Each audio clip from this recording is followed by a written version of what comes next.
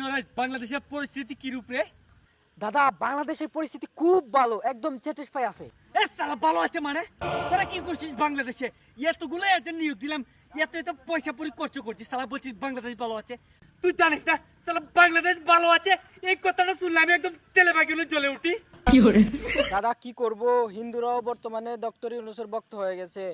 এখন বর্তমানে বাংলাদেশে দাঙ্গা লাগানো অনেক কষ্টকর। সালা হিন্দু হয়ে তুই এই কথাটা বলতে পারলু? যে কোনো কিছুর বিনিময়ে বাংলাদেশে দাঙ্গা লাগাতে হবে। আর তোদের কাছে আওয়ামী লীগের আমলের কিছু জ্বালাও পুরো ভিডিও ফুটেজ আছে না, ওইগুলো আমার ময়ূক রঞ্জনের কাছে পাঠিয়ে দে।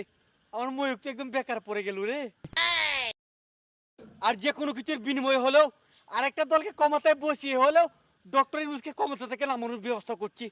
ওই সালা থাকলে বাংলাদেশ দখলের যে আমাদের পরিকল্পনা সবগুলো একদম রাস্তা তলে যাবে। মোদিজি, ডক্টর ইউনূস থাকতে বাংলাদেশ নিয়ে খেলতে আসবেন না, একদম অল আউট হয়ে যাবেন। সনাতনীরাও এখন ডক্টর ইউনূসের পরম ভক্ত হয়ে গেছে। আমাকে ক্ষমা করে দেন, আমি মনে হয় আপনার কাজটা করতে পারবো না। চললুম।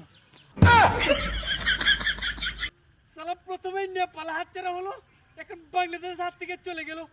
এখন যদি সেভেন সিস্টারটা হাত থেকে চলে যায় তাহলে পরে হাতে চুরি পরে ঘরে বসে থাকবো।